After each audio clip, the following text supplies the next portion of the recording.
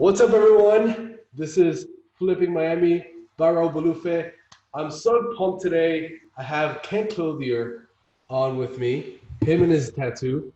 And he's probably the best looking, most famous bald-headed person in real estate. Wow. If you if you clicked on one of his if you clicked on him, then you'll see him forever. But he's a beast. I consider him. I really look up to him. He's one of my mentors and coaches from our mastermind that I'm a part of, and he's just an absolute rock star. Needs no introduction. But Ken, man, thanks for coming on, dude. I really appreciate this. Dude, of course, man. My pleasure. Happy to be here, brother. Yeah, man. We'll jump into some questions, but real quick, let's give like a quick intro on kind of who you are, like what are you doing as far as like real estate and entrepreneurship right now? Yeah, so as you know, I've been in the game since 2002, right? So 17 years in the real estate space now. I own a company called Real Estate Worldwide, which provides a piece of software out there. It's now used by, I think we just passed 50,000 users on the software around the country that provides leads. It's called the Smart System, provides leads for cash buyers, private lenders, motivated sellers, all the direct mail, everything baked into it. We've been doing that since 2008. We also have our real estate investment company called Memphis Invest, which buys and sells roughly between 900 and 1,000 properties a year. This might be the year that we actually pass 1,000.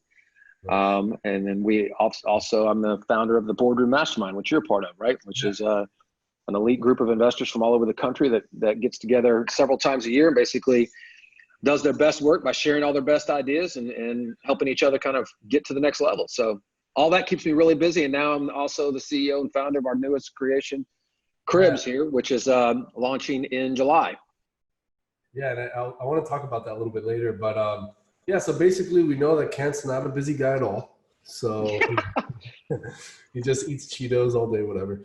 That's exactly right. So cool. I just want to start from the top. I like to do things like kind of get to know you a little bit, and for our audience, a lot of my audience is realtors, kind of newer people starting the business, maybe some people who've done a few deals, or people who are interested in millennials doing business, entrepreneurship. Right.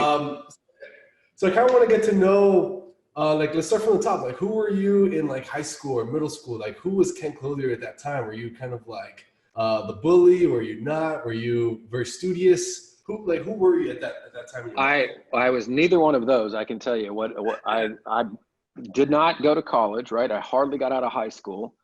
But I was raised in an entrepreneurial family, and so I basically. I was raised in Dallas, Texas, right? Went to a school called South Lake Carroll, which is now considered one of the powerhouses of Texas high school football. And that kind of started when I was in the school. And so long story short, my life was all about playing football. And basically when I wasn't playing football, I was going to my dad's grocery stores and working. And so I didn't have a lot of time for girlfriends. I certainly didn't have time for school. Definitely didn't have time for anything, any social activity whatsoever. I was just kind of, if I was going to describe myself, I'd probably describe myself as the nerd, right? I was kind of a social outcast, didn't really give a shit about hanging out with anybody. But what I did care about a lot was making money. And so I got started in business really, really young, 17 years old. I started a company. And then by the time I was 30, it was the 7th largest privately held company in the state of Florida and was doing $1.8 billion a year. And so it was my 20s or my high school going all the way up into my 20s was probably very different than most people out there. That's for sure, man. I was working, I was hustling, and I was hustling at a level that most, looking back, most probably it would find it difficult to even imagine.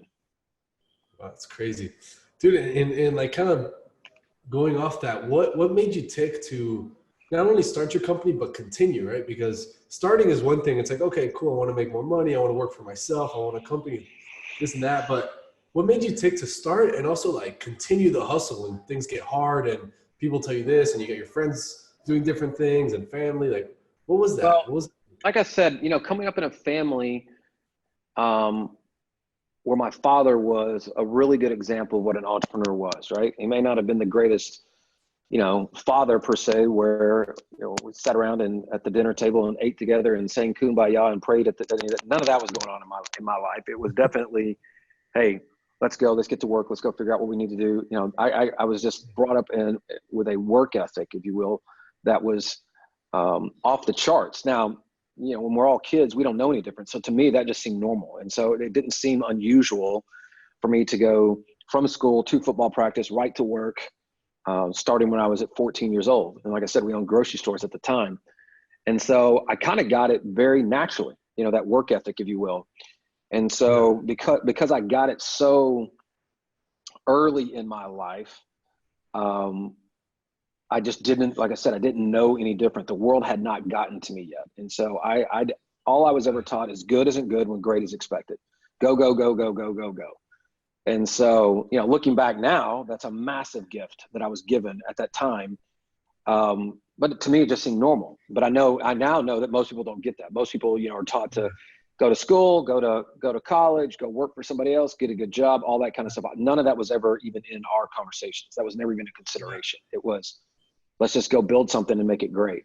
And so when I was in my 20s, the momentum of building and starting this business with my father was building and building and building and building. And so naturally, when, success leads to more success, which leads to more success. And, when I was 23, we now lived in Memphis, Tennessee. When I was 23, all the guys that I went to high school with that all went off to college came back and started working for me. So the one guy that didn't go to college, all my boys that all made fun of me that as they went off to all their SEC schools and they came back with their fancy diplomas, in the end, all ended up working for my ass.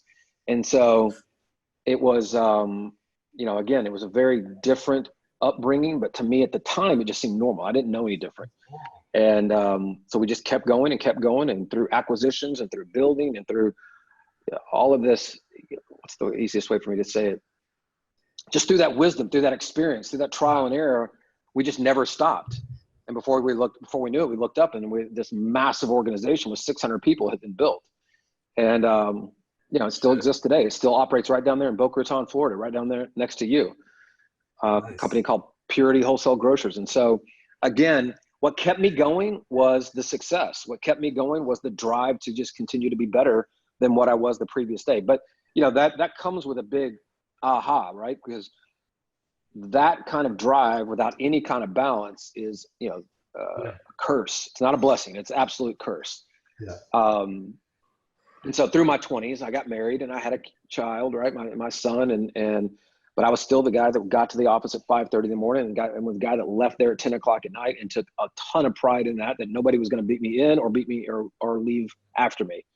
And all that comes at the money might be great, but that comes at a massive cost if you're not careful. And in the end, it did cost me. And so it was great that I got all those experiences. It was even better that I lost it all when I was 32 or when I was 30. Yeah. No, yeah. So kind of what I heard there was like, what made you tick was not your family was kind of brought you up there. It was like normal for you, second nature to just jump into business, build something, go to work, go early, leave late, manage employees, run people. It was kind of normal. You've just been around it, but it's not the case for everybody. But when things got hard, it's kind of, you got to look at Kent, right? Your father or nobody else is going to tell you, hey, when things get hard, do this, do this. It's kind of, you got to look at you. What you did, you were just driven by the success. You're like, shit, all I know is I got to build something great. And this is what it takes to get there. So I'm just going to keep working and keep figuring it out. And that's when you said it could be a curse. Well, what happens is, and again, you've heard me talk about this a lot, right? At our events, is that I'm extremely grateful for having that. I'm extremely grateful for what that does, but I'm also, now I have the perspective of understanding, as an older guy now I understand how to balance it. But at the time, again, that momentum is what it's all about. When you're building and you're hustling and you're going and you get a little taste of it, you want more. You want a bigger taste of it, man. And that can come in money, that can come in success, that can come in admiration, respect. There's all kinds of currency that gets paid your way when you are crushing the game, and it becomes addictive. Love that. That kind of takes you to like the next question I had. What is this might be the answer, but what is a lesson that has taken you the longest to learn? So like, is it the balance, like the work-life balance? Oh yeah, for sure, for sure. And again, it's very cliche. A lot of people say it, very few live it. But I can tell you that I absolutely live it. And it took me a long, long time to figure it out. Right? You know, you do it as the saying goes, you do it wrong enough, long enough, you'll figure it out. Well, I'm that guy. Yeah. I'm the guy that clearly knows I will never be broke. I will always be rich because I know how to make money, which is a huge thing, right? And takes a ton of pressure off. But you know, if you're an asshole, money just makes you a bigger asshole. That's all it does. And so Yep. learning how to be the guy or girl that understands how to balance it and how to actually design what you really want and not chase money, that's a huge lesson, right? And I'm very, very grateful that I learned that I lost everything at an early age. So I Yeah. had the time to earn it all back and do it the right way and actually apply the lesson that I learned. Yeah. Do you think that I feel like it happens to so many entrepreneurs or people who go from working at a job to then starting a business, and you go through like, I feel like everyone kind of goes through like some kind of down point, that you lose some money, you lose, in this case, you lose properties or you lose assets or you lose employees, et cetera, partnerships. Does it really take that to learn that lesson every time? Well, you know, my goal, because I get asked why I do this, why I go off and try to help thousands of people every year. And that is my goal, is certainly to try to provide enough value that you don't have to learn that lesson. Yeah. You know, is that I've learned those lessons before. So if you will just listen to me, I promise you that Yeah. I can save you that heartache. But yeah, I mean, I think for a lot of us, we get caught believing our own bullshit. We get caught up in thinking we are the exception, and we get caught thinking that we are better than we are. And unfortunately, when that Yeah. arrogance sets in, man, and you're making money and you're having a great time and you're, you know, all the great things that are going on in life, it's very easy to get caught up in. And what very, very few people have an appreciation for is how fast it can all be Yeah. gone. You know, any business, anybody that owns a business that's doing something even remotely sketchy, and I mean, you crossed a line one time, and I don't even mean in a meaningful way. I just mean that, you know, a home seller did not agree, thinks that they were somehow duped by you. Just something as simple as that, where you don't think you were duped, right? You're one investigation from an attorney general popping in on you, and I promise you'll realize just how vulnerable your ass really is. And Yep. it's that kind of healthy reminder that's really important. So I think that yeah, I mean, I think that unfortunately people get kind of wound up and think that they're better than they are, and circumstances happen, and when they happen, it's a shock to the system. I mean, humility is probably the greatest gift that I was ever given, like when I lost everything, because up to that point, I was a product of my success. I had never lost anything ever. So I had no perspective that anything could go away. And I found out real quick just how fast everything could go away real quick. And so I think that yes, there are people that flirt with it Yeah. every day and have no idea. Yeah. And did you feel like, since you're like young and that age, you know, running a big business, making a ton of money, or, you know, having like all this authority, do you think that became kind of you? Was that like your identity? And once that, you know, you lost that income or whatever happened in your life, that you kind of like lost that, was it like very challenging to overcome this like identity issue? Was it something like that? Yeah, because, you know, again, you know, my particular circumstances, I had been wildly successful, right? I'm talking tens of millions of dollars every year going into the bank account, beyond what most are making a lifetime, I was making in 12 months. And I was 30 years old.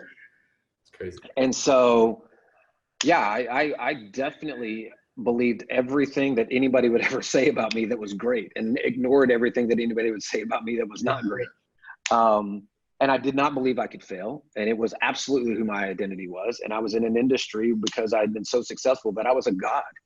There wasn't one person in that industry that did not know me, my name, period. I'd walk into a room and everybody knew who I was.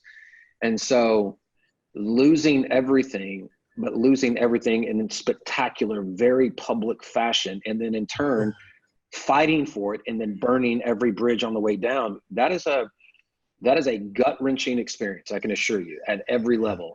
You know, it's one thing when your neighbor files for bankruptcy and nobody knows. it's something quite different when literally everybody in your world, business, personal, everybody knows what's going on in your life. It is all going down. So yeah, my personal identity was, to say it was bruised, my ego was bruised, would be putting it very mildly. It was the most humbling, shocking thing that I wouldn't wish it on my worst enemy. I mean, it was torturous to go through what I was going through, but it was exactly, again, I'm 20 years removed from it now, so I can tell you that it was exactly what I needed at the time. I didn't know it then, but now I'm extremely grateful that it happened, because it brought me into real estate, right? I was in a completely different industry. I had to go into real estate because nobody knew me, and I had to make money.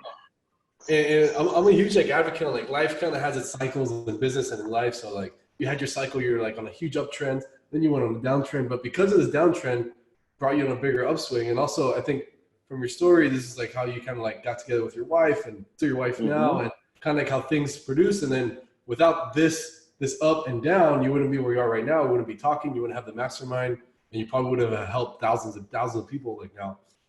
And it's like what you said, like, you don't realize it at the time, but just every decision, everything that happens to you happens for you instead of to you. And I'll tie that kind of like into business and real estate in a minute, but it's just important to like hear from you that you've done it. You've been up here, you've been down here, you've been up here. It's just like happens. Oh, man, when I can tell you, when I'm standing in front of a crowd and I tell you I know what it feels like to be broke, I don't give a shit how broke you are. I know exactly what it feels like, right? I know exactly how tough life can really be. I know how desperate it can really be. I know exactly what it feels like to be trying to figure out how you're going to pay bills. I know what it feels like to try to figure out how you're going to feed your kids. I know what it feels like to be in the most desperate situation you've ever been in. I've been there. And so to your point, it allows me now, it's part of what makes me who I am today. It makes me good at what I do today, is because there's nobody in that room I can't relate to. I mean, and so when I'm coaching people through their hard times and getting them back up on their feet and getting them to the next level, it makes me very relatable. There's not much that they can throw at me that I haven't crossed those lines. Right. Yeah, that's because you've been doing it since so young. Yeah, I just want maybe like one or two more kind of like introspective questions that will jump into some real estate talk. Yeah, go ahead. Take your time. Yeah. So this is kind of like maybe an unorthodox question, but I like to ask successful people is kind of like, what's your like dark side, when it comes to, your life? Like, you have this awesome side of you that you want to help people, you love what you do, you're empowering, you go out there, you speak, and you create all these programs and stuff to really help elevate. But what's kind of like the dark side of Kent, like, what is it? Is it like you're a workaholic? Do you like, enjoy, I don't know, kind of like what's like a dark side you would say, I don't know if you've read the book Relentless, and he talks about like the dark side. Yeah. I mean, everybody's got their, the other side of them. I think probably, I'm somewhat of the black sheep of my family, right? I live out here in San Diego. All of my family lives back in Memphis or in Dallas. I'm a little bit, I guess probably if I was going to say the dark side is I'm a little bit of a loner. I do not like authority. I don't like people telling me what to do. I do not work well in those environments whatsoever.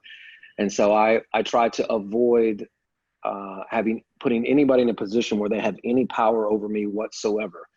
And so that puts me, figuratively out on an island a little bit away from our businesses back home. But it also, again, it also helps me it's the yin and the yang, right? What makes me where I seem like I'm distant, and where I can be misinterpreted that I don't care and I don't really want to be around people and all that. It's also and I'm isolated. Those kinds of things, it certainly could be perceived that way, but it also allows me to put myself in a position to where I'm able to be the real version of me, right? Where I don't feel like have anybody standing over me, looking at me and saying, well, don't do this or don't do that. I am so anti being told what to do that I've quite literally moved thousands away from people who would have any opportunity to do that. So if I was going to say there's a dark side, I am 150% unemployable. I could never work for anybody, could never have anybody ever tell me anything to do ever. I'm allergic to it. And so that's a blessing and a curse. It kind of distances me from my family, but it's also helped me to achieve some things that I wanted to achieve. Yeah, and then it also comes down to like a happiness factor, right? You know, you kind of at the end of the day, it's your life, it's my life, it's whoever's life, and if that's it, then so be it. I mean, it's just you're the one making decisions, anyways. So you got to live it, right? It is what it is, baby. Right? When the time is now, we get one shot at this thing, and I'm not. I'm one of those people that I play full out. I'm not going to sit here and sit around and ever not play full out. Yeah, the good thing with that is I can relate a little bit, but the good thing with that is like, all right, so you're not around the people who have told you what to do in the past, whatever. But then when you do get around them, it's like pretty authentic. Like it's a decent interaction / conversation. You know, it's not like if you're around them all the time, it's like if you're away for 2 years and you come back, it's like okay, you can actually like talk to this person. You know, 100%, 100%. Like I said, it's a blessing and a curse. I get accused a lot of making myself distant and unapproachable and all that kind of stuff, and it's not really what I'm intending to do. I don't want to be around. I have time for the people that I have time for, and it's that simple. Yeah, love that. Dude, that's kind of like question. So that's a question like the introspect yourself. What are some of like the good habits? And so you must have had good habits when you were younger, you know, had that huge upswing, and you probably have really good habits now that, you know, you're not that you're older, but you know, you got more experience. What would you say are like some of the good habits that you had back then to now, and which ones like do you value the most? Like what are the better habits that you recommend for people to start gathering? Is it working 18 hours a day? Is it No. I think that the habits I had when I was younger I still lean on today is I was smart enough and fortunate enough that I invested a lot of money in myself, not in college, but in courses and going away to different classes to learn how to become a leader and how to be able to influence people and how to be able to use persuasion and help get my message across to people. And so in my 20s, I went to Dale Carnegie, I went to Charles Karras, I went to Zig Ziglar. I mean, I invested, you know, months of my life in these courses trying to understand how to be the leader that I wanted to be. And so those are habits that I still do today. I still invest a lot of money in my own education, whether it's through masterminds or through other courses or whatever the case may be. Those are really good habits. If you want to be a leader, which nobody, you know, hopefully nobody wants to be a manager, nobody, you know, or wants to even be somebody that is a solopreneur. If you want to be a leader of people and have people, inspire people, push people to achieve great things, and then inside of your world, that's a skill that has to be learned, right? That does not come natural to people. You have to understand how to get the best out of people every single day. And so that is something that I really, really still use to this day from my youth. And then, you know, things that I do today that are really good habits is that I am extremely disciplined with my time. I've, you know, as you know, it has become my mantra for the last 7 or 8 years of my life that the time is now. I live it and breathe it every single day. I'm a product of everything I say when it comes to that. I time block religiously. I do not allow people into my world that are a waste of my time.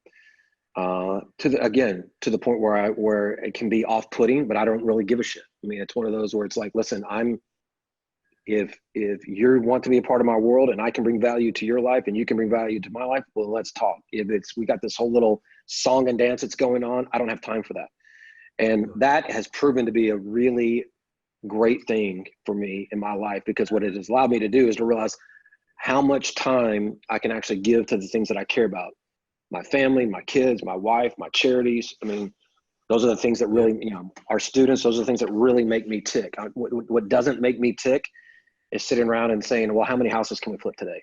You know, that's the business. That's a product. I mean, that's something that we do because we need to do it and because we're good at it, but that's not me. That's not what really matters to me in the end. What I really care about is all the other things I just mentioned. And so being really disciplined with my time is a really good habit.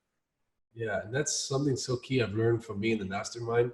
A lot from you. You do a lot of speaking there, but really the high level guys, you, Sean, Justin, and other high level people that are involved as well, dude, everyone talks about time like very, very often. Hey, I spend Mm-hmm. this much amount of time with my family. Oh, I'm like, dude, how much time do you spend in meetings? 90 minutes flat. Like people, you just, once you start hanging around people who actually care about their time, and this mastermind has like kind of allowed us to do so, you realize like, damn, I've been wasting so much time on doing X activity, or I haven't spent enough time doing X with my family, with my friends, blah, blah, blah. And it's like, it just makes you realize, damn, the time is so key, man. It's so key. And when you can Well, manage time, you can just make so much more money and so much more moves and just be but overall happier.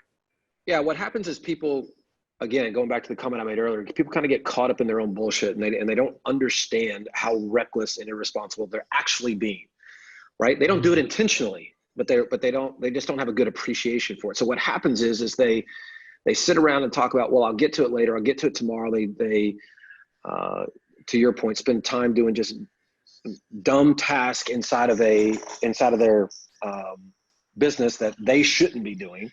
Yeah. And so it ends up being, they end up wasting the one thing that they can't afford to waste, and that's time. And so to your point, when you point it out to somebody and you make them fully understand that it is the only thing that matters, people start, and you hold them accountable for it. It's amazing what they can start doing with it, right? They just realize just how unproductive or how irresponsible they've been. And it's a shock to the system when you first hear it, when you first get it, but it's also extremely liberating once you get your arms around it, baby. And why do you think people don't like put so much importance on it? Is it because they just don't know what they don't know? Is it like they feel that? No, that's what it is. Yeah, they just, I mean, when was the last time, before you walked in that mastermind, had anybody ever sat down with you and said, what would you do with the last 7 days of your life? What would you do if you could design every day? I mean, these are conversations we have, right? And when you have that, probably the first time anybody had ever said anything like that to you. And when you get it pointed out to you like that, and you have to kind of evaluate, it's humbling. I just think that you know, we are, listen, look, here's what it really boils down to. We as human beings, our analytical mind, our conscious mind is designed to do one thing. It basically keep us alive, survive, don't die, right?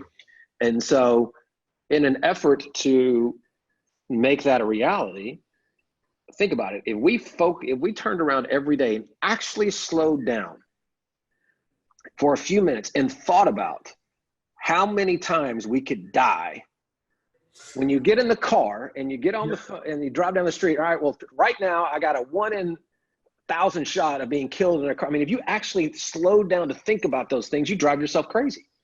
You know, how many people die stepping off the curb in front of a car? How many people die, you know, slip and fall inside? I mean, you just go bonkers thinking about that, but it doesn't make it any less true. But so that's our brain is designed to kind of numb us to what's really going on. And I think there's a portion of our brain that deserves to be opened up when it comes to the time element. All the rest of the stuff, you know, you go crazy on, but the time I think is important because that's actually something we get a choice in.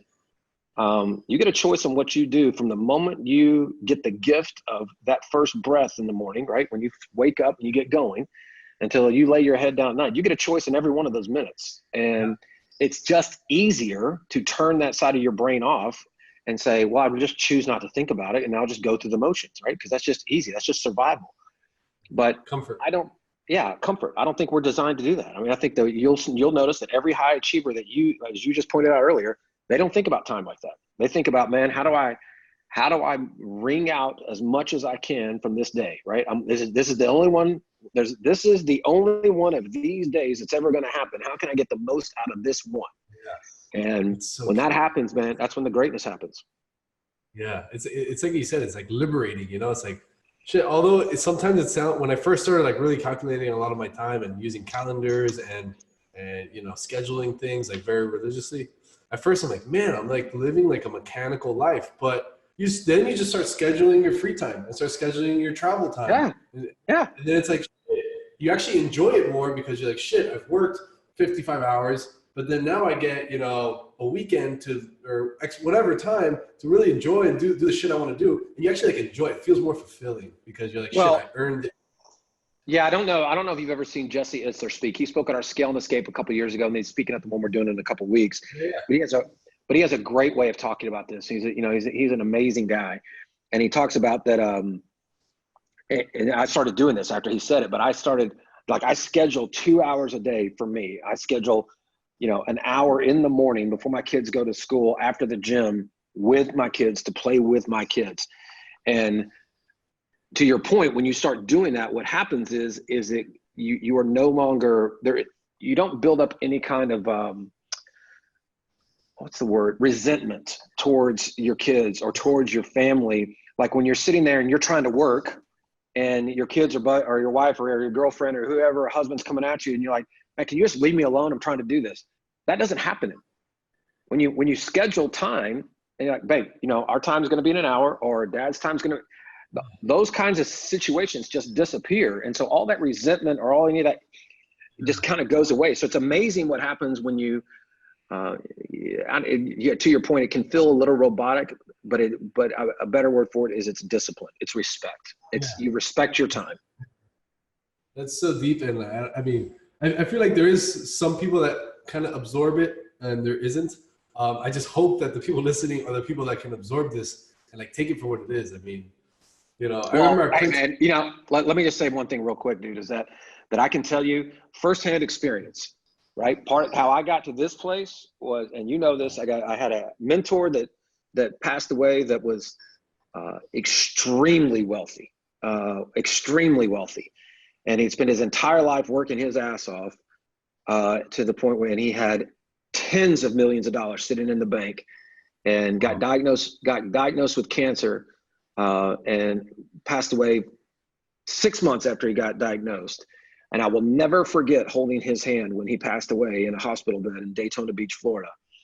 And he wrote on a whiteboard, because he was so hooked up to everything. He wrote on a whiteboard, "I just wish I had more time." It was his last message to me. And it had such a profound effect on me that here's a guy that had worked so hard for the money part of it his whole life and had all the money you could ever want. And that money couldn't buy him the one thing he wanted when he died, and that was time. And so your time, by the way, is not for sale. You can't buy any more of it. So it ain't for sale, baby. I don't care how much money you got. It ain't gonna make one difference in the end. You're not gonna be able to purchase one more minute when it's your time. And that's extremely humbling when you actually think about that, right? And then, shortly thereafter, I had the incident on the airplane where I was on the plane and we had to make an emergency landing. And so these two things had a serious impact on me. The world was talking to me. The universe was talking to me. It shook me to my core and really helped me understand that, if somebody's watching this and they're not getting it, that's a choice.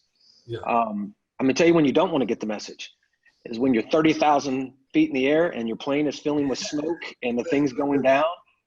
That is not the moment you want to be like, oh, wow, I just wish I'd listened to those guys and thought about time a little differently. I'd much rather think about it right now, watching a podcast where I can actually do something about it. Yeah. No, that's why listening to people like Kent and other successful people talk about time is key, man. It's if I go through something like that, will it, obviously trigger something like, damn, time is important? Or if I listen to you say it 10 times, that'll also trigger it in my mind, say, maybe it's important. And then now you just act upon it, right? One of the things is I want to help people that want to be helped, right? That's the reason for this podcast, the YouTube channel. I really just want to help people who want to be helped. There's people that don't want to be helped. And unfortunately, I don't have the time and energy to help you until you find it in yourself to want to be helped. Then you can come listen to this stuff and maybe it'll trigger, right? Yeah, totally. Yeah, I love this time stuff. We'll get a little bit into wholesale and then we'll kind of just end it. But I guess, so you've been in wholesale. You're kind of like the face and the master of the reverse wholesaling thing, if people have ever heard of it. Basically find buyers first, go shopping for them, which is an awesome philosophy that I think everyone should use if you're starting out or still doing this business. Where do you see the wholesale business going in the next year, in the next 5 years, the next 10 years? Nowhere. It's going to continue. The beauty of the wholesale market in particular, it always operates in between. Our business experienced some of the most dramatic growth, I should say, during the Great Recession, right? Where most of our competitors went out of business. Well, our reverse wholesaling philosophy just happened to be perfect for that, right? So when all of the banks stopped lending, the only people who were buying were the cash buyers, and I owned them all, right? I had the relationships, and so therefore I got to win. And so what people have to understand is, in good market or bad, up or down, sideways, it doesn't really matter. Somebody's always buying, and there's a lot of somebody's buying.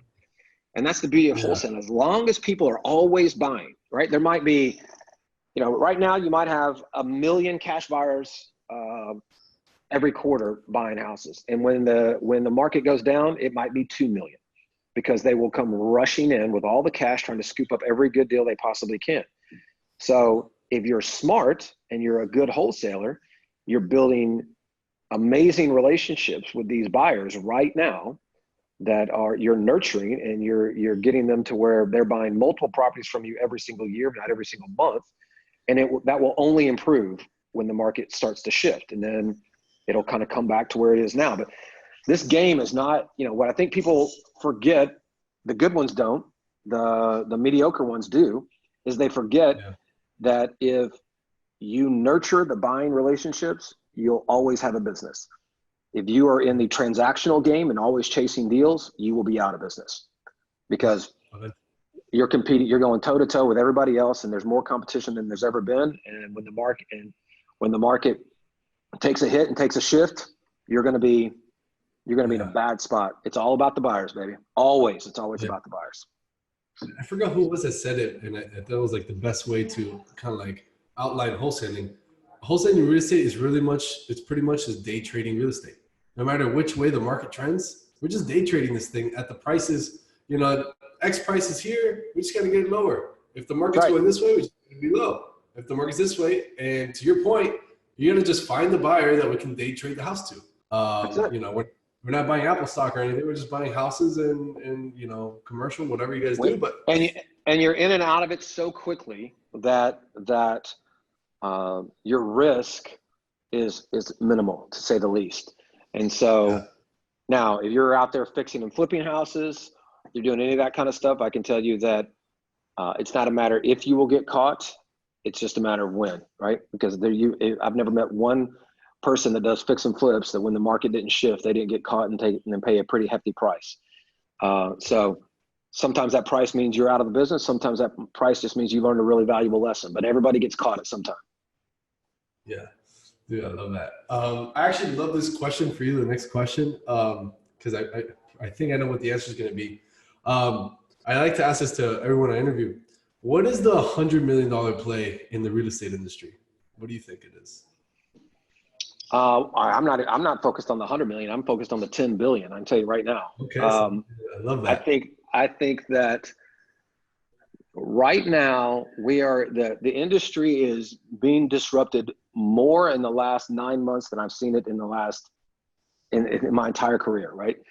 As long as I've been in it. And so technology is changing the industry very, very quickly. And the consumer is getting more and more comfortable transacting right from their phone, right from their desktop. And now technology is beginning to come forward, where companies like Cribs and like others are kind of making that possibility into a reality. I think the iBuyer space and if you really think about it, the iBuyer space is kind of just a marketing term. Because people like us have been buying houses and paying all cash and closing in 24 hours. We've been doing this for 30 years. Yeah. All that's happened now is a bunch of money has come into it, and somebody's put a pretty little marketing campaign around it. And suddenly you've got these national companies. But the beauty of those companies coming in is they're bringing a lot of attention, and they're bringing a lot of money, and they're bringing a lot of technology. And that does nothing but help our industry. They're getting people comfortable with doing business online in the real estate. That's exactly right. So what's happening is no different than, if you'd have told me 5 years ago, I would pick up my phone and press a couple buttons and suddenly get into the backseat of a perfect stranger's car and have him drive me somewhere. I told you were batshit crazy. But Uber just does it millions of times every single day between Uber and Lyft, right? It is the new norm. Yeah. And that has happened like that, right? And so that is coming for real estate right now, and it is happening in real time.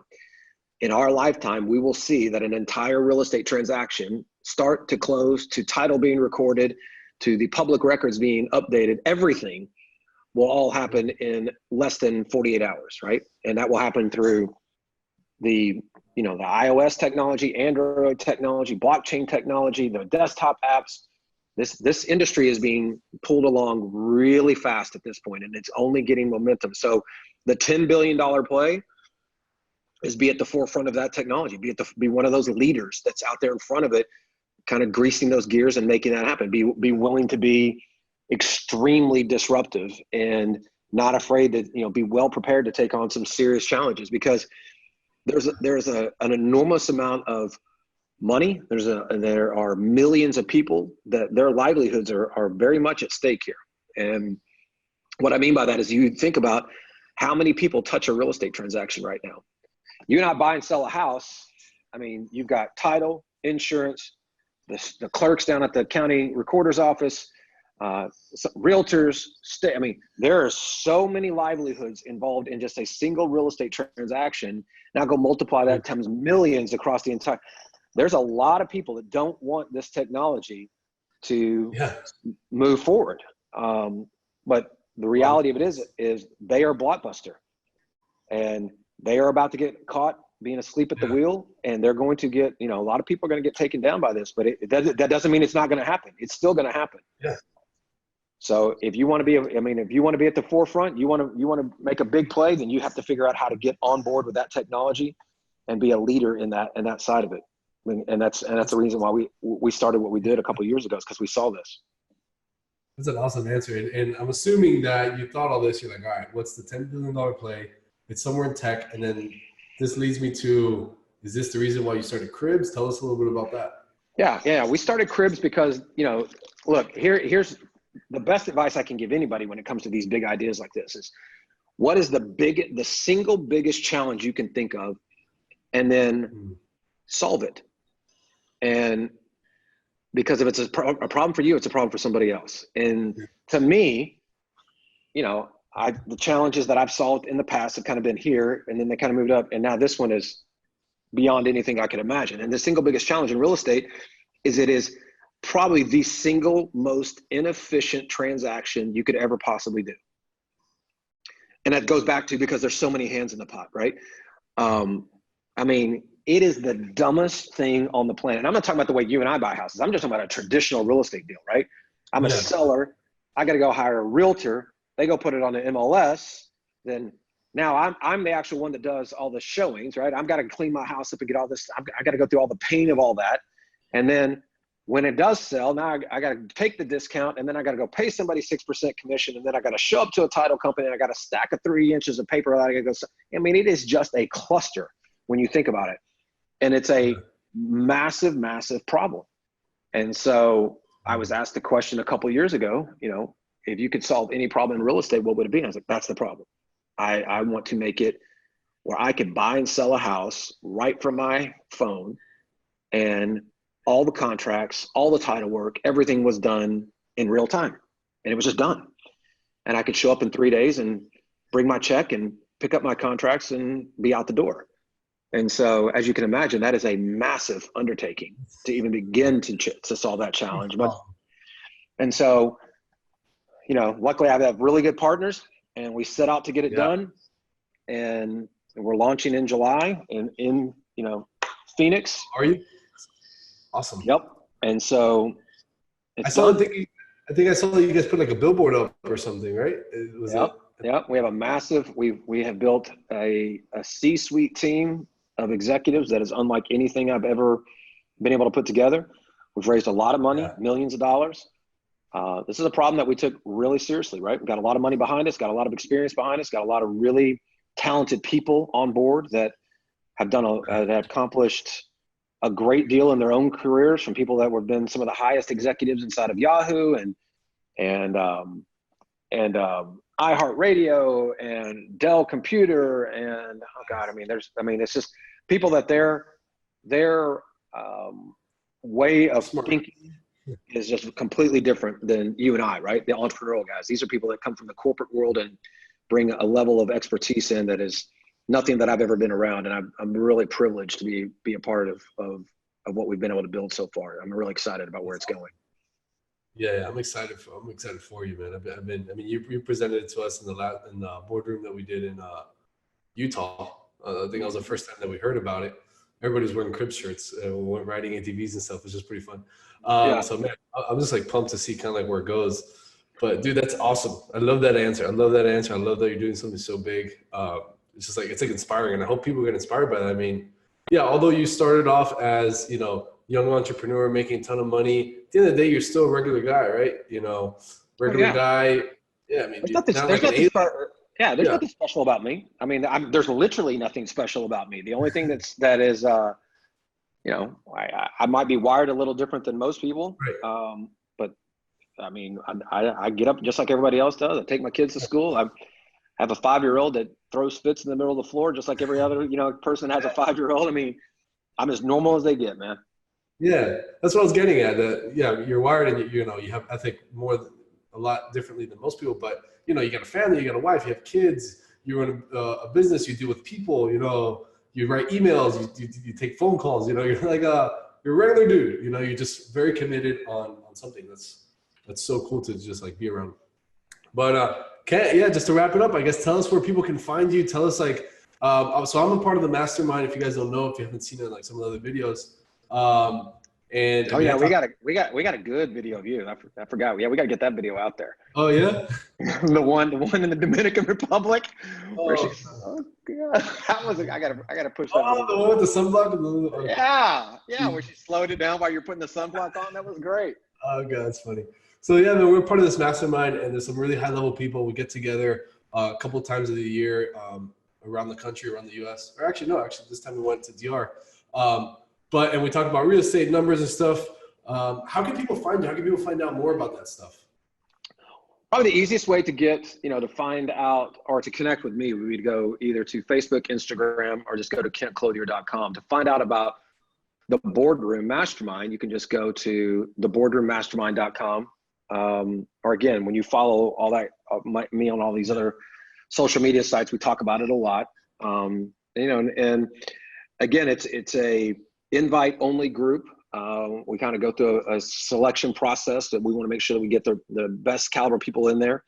But I would love for anybody that's watching this, if they feel like they need some help and would love to become a part of our world, you know, as Raul will attest to, that we, you know, that's what we're about here. We have a community of love helping people at every level, whether you're just getting started or you think you're the big daddy in your market. I promise you, I'll put you around people that'll make you feel small real quick. And that's what life's about. Yep. Yeah.